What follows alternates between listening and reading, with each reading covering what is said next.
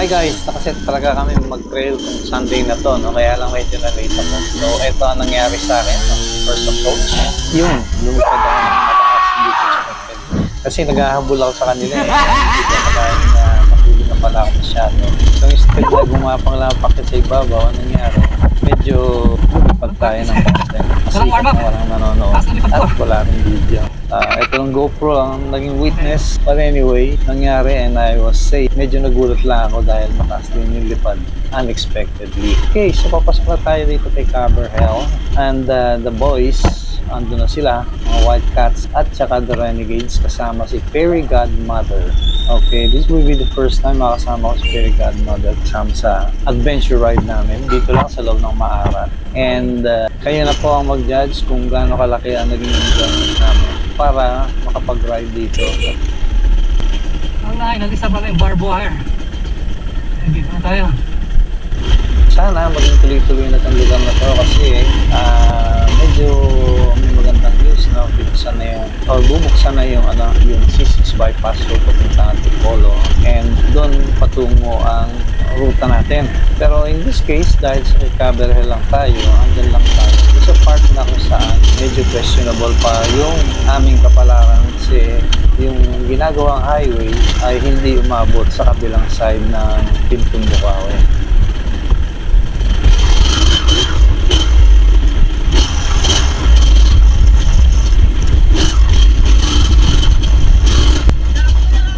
Hello!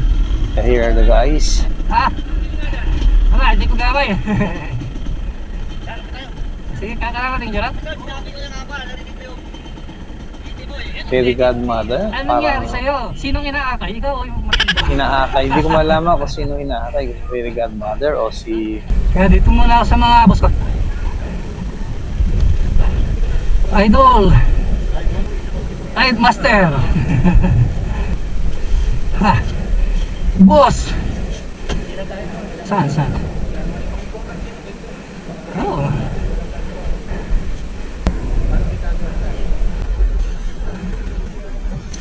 Tanga, lumipad ako doon sa El Paso.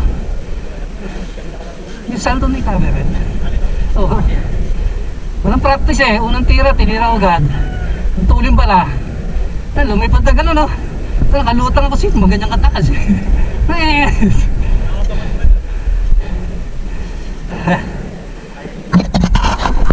Okay guys, ito matapos mag-chika-chika, magkwentuhan, ito minambuti na namin lumarga na uli upang makapag-liwali dito sa trail spot or trail area ni Caberhel.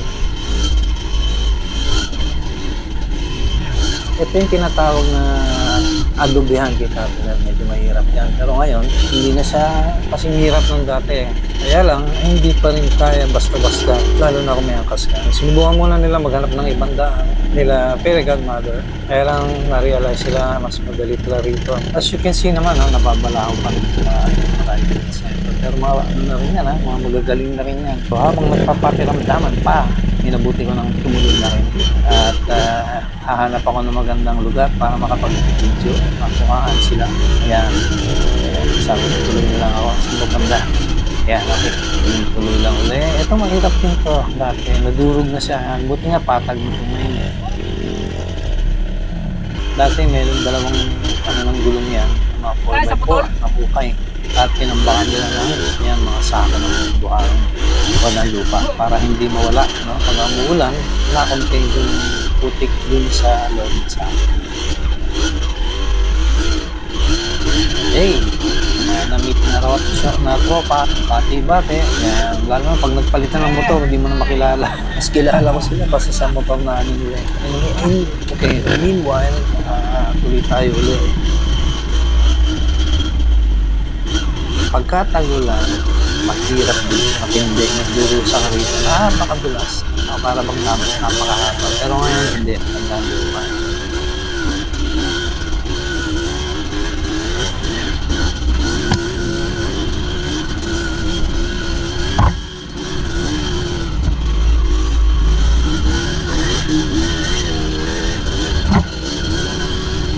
So, ang tabayan na natin, kaya lang ito na ang liwanag.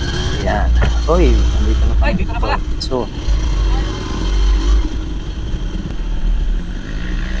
Parada muna ako dito, tapos di ko na lang sila abangan para makuna ko ng magagandang kuha. Gandang video. Yun, may makyat. Okay, so alam ko meron pang isang aakyat. So, medyo sisain natin habang wala pa sila. Tara!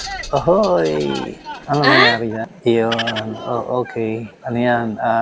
The body is willing, but the spirit is weak. Okay. Walang fighting spirit. Oops. Nga pala, ano guys, ito yung ano, no? Barbed wire. Mabit sa pantalong ko. Kasi dati may barbed wire dito, kaya hindi kami makadaan. Putol na siya, may barbed wire pa. Pag na, tinanggal na yung barbed wire, nasasalto na namin. May nagmumuni-muni pa kung aakyat. Asa na?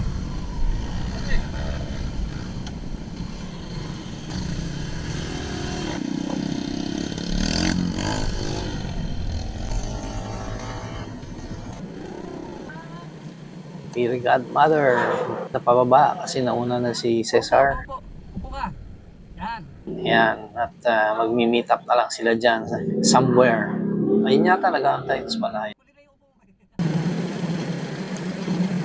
Okay, mga Wildcats and Renegades together ay bumababa.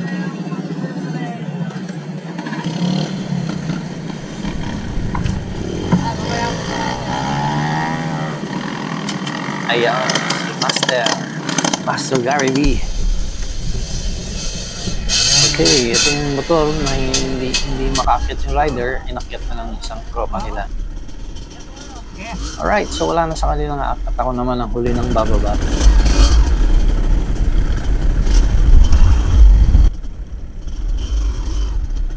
Bilis.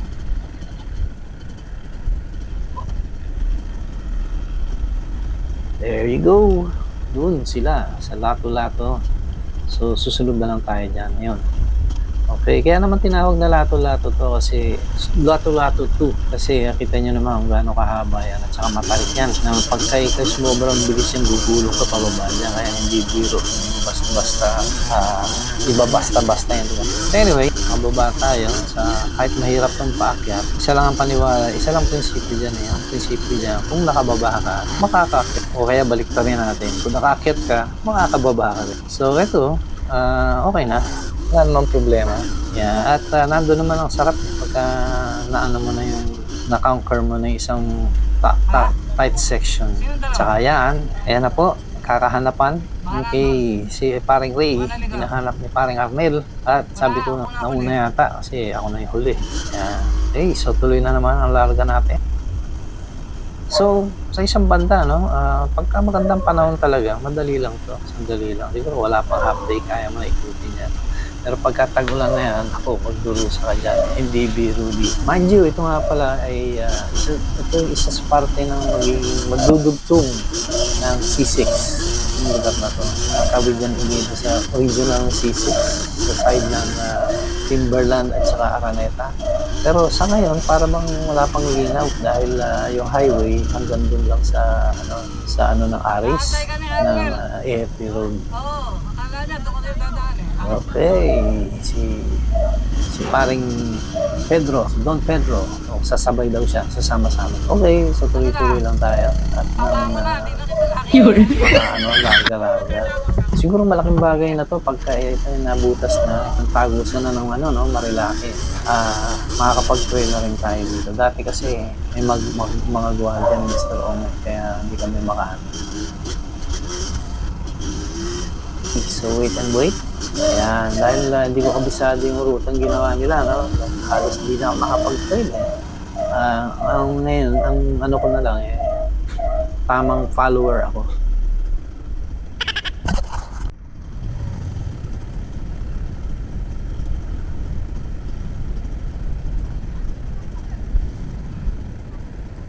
So, buwelo, antay-antay, tingin-tingin, at subok-subok. Pag nagkamali, may gulong-gulong. Yeah. Right. So, there you have it, guys. Ito na si Kai, Cesar. Titingnan niya kung ano mangyari kasi meron pala sabsaban doon sa ibaba, nag-urban. So, inaalam niya kung sasakay si Perry Godmother or pag lalakarin niya pababa. Pero medyo mahaba-haba yan. Ayun. So, dinicide niya na isakay na lang pababa. Well, advantage sa akin yan, nakabasunusundan ko sila dahil hindi sila dumudulas, hindi rin ako dudulas. Ganun lang ang logic. Kaya minsan maganda rin yung nangungopya ka. Hey, mukhang may nabala ako sa ibaba. Okay na naman.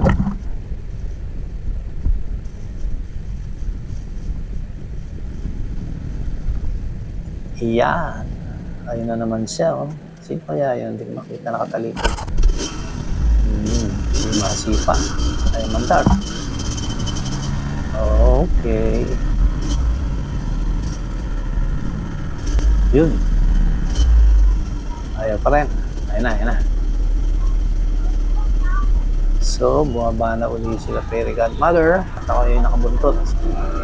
Ayan. Ay, kaya lang, natin yung sinasabing sabsaban. Natin yung sinasabing lumubog, nakakalubog. Ayan. Maraming nabalaho dito kanina yung mga nauna. So, try natin. Ayan. Okay. Alright. So far, so good. Ayan, sumabit lang. Kaya lang si Cesar kasi, naging problema niya. Paglublob nila, may sinabitan pa mga bagging. Kaya hindi makasumabit yung motor, hindi makasumabit. Yun, sa part ng gulong, pinakain. So, hey, bakit tayo? Sa ibabaw.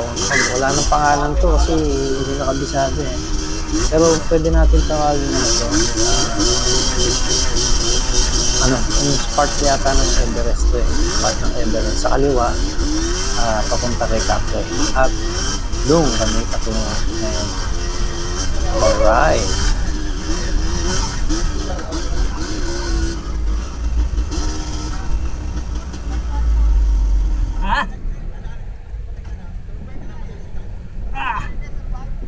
Survive lang.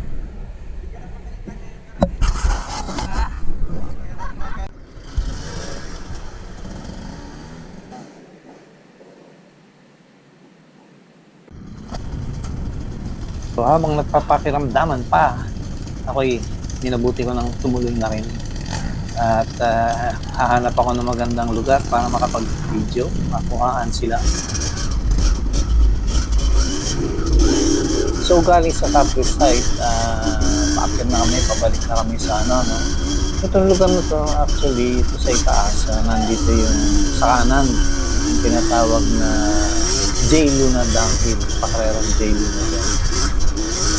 Somewhere dito, baka nalagpasan na natin. So anyway, tuloy-tuloy na tayo ulit, pabalik. Ito naman yung baybayin ng Ong at pabalik na doon sa entrada natin kay Pero hindi pa hindi pa yan maalangan pa lang. Okay, so nag-slow down si Kai kasama si Fairy Godmother, namili ng daan sa pinagbigyan ko muna para hindi sila maalanganin. Alright, so dahil mahabang ahonin to, kailangan nila ng buwelo at minabuti kong magantay muna rito sa ibaba para kasi magde-decide yan nabababa si Fairy Godmother at ito na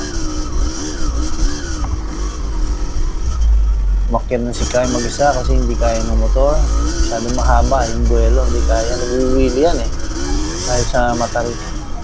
Alright, so parating na kami dito, malapit na sa entrada ni Tower Hill. Okay, so nasa inyo sa nakon. At nag-stop over muna kami rito, andito yung overlooking ng ng entrada ni Tower Hill. Pero hindi ko pala alam na sila pala ay bababa dito sa kaliwa. Habang ako naman, inassume ko, diretso ako papuntang direksyon ng Everest. Okay, lumagpas na ako dahil pagdating dito sa turn na to, meron palang pakaliwa. Alright, so medyo nagmadali yata ako doon. Or I was assuming kasi iba na talaga ang itsura mula nung tinira ng bulldozer. Okay, so hindi naman ako nagulat masyado. Medyo na-sense ko na parang alanganin na. So huminto ako at bumalik. Ayan si Marlon, nauna na. Okay, swabe lang ang ride. At mahaba pa to, hindi pa to, marami ka pang iikutin dito. So kahit pa paano, medyo high speed nga lang. Pero okay na rin. Wala namang nakatira dito So, wala naman chance na meron kang mabangga na tao or whatever. Yan. Lalo na kung naririnig kang parating, na-assume na nila yan. Okay. So,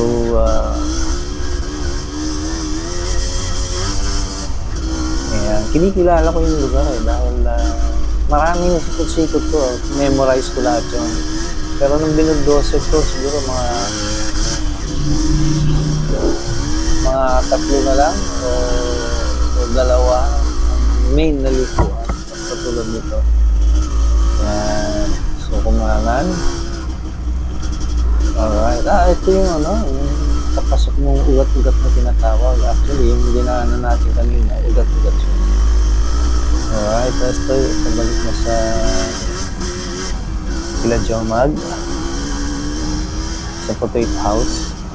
At ayan, na-expect ko may kakaliwaan tayo dito. Ayan, nakita ko yung turbada niya. Ayan, yung minsan na yan, yung gate niya yan, may palatandaan pa. So, ma-assume mo na dito ang pasok. Okay, so back from where we started.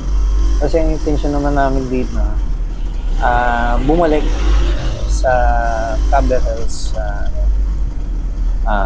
Cabell Hills trail stop. So here we are, ng kurbala. Ayan.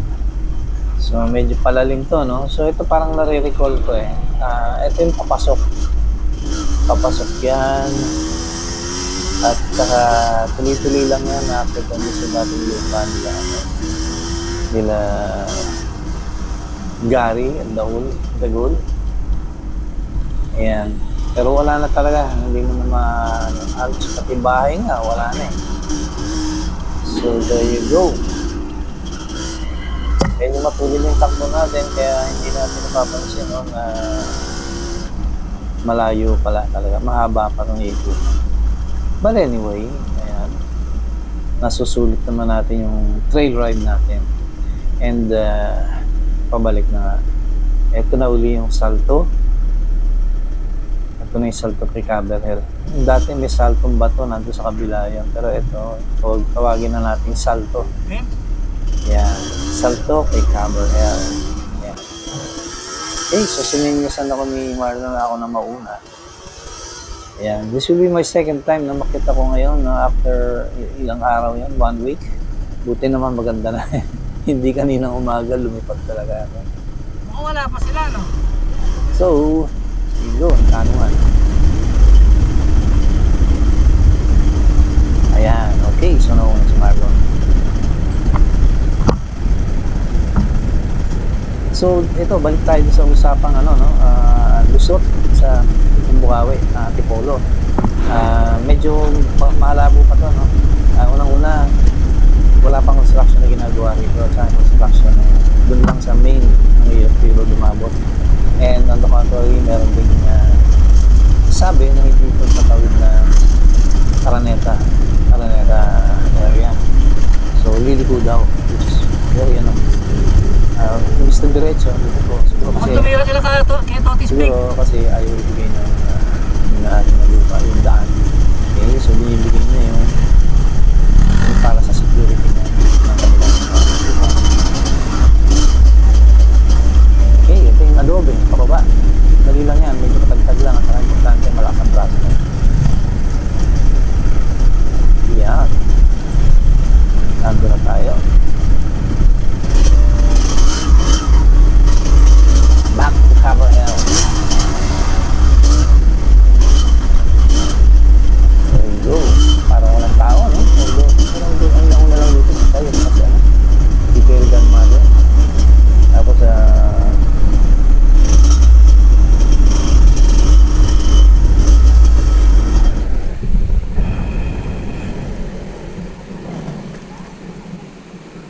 ayan, papasok si 7th floor. Okay, nandiyan na tayo. Usisa, Meet. Ayan, let's congratulate kay Kai, kay Cesar, dahil ang tibay niya. Ito may back ride siya. A full-grown woman na medyo mahirap din italgayan sa trail na parang may extra tao ka kasama. But he survived with flying colors, so congratulate siya. At saka si fairy godmother na medyo napagod din. And she deserves a konting congrats din sa kanyang effort. Maraming salamat, fairy godmother. Madam, umiti ka naman, para ka namang pangunas ka. Parang pangunas.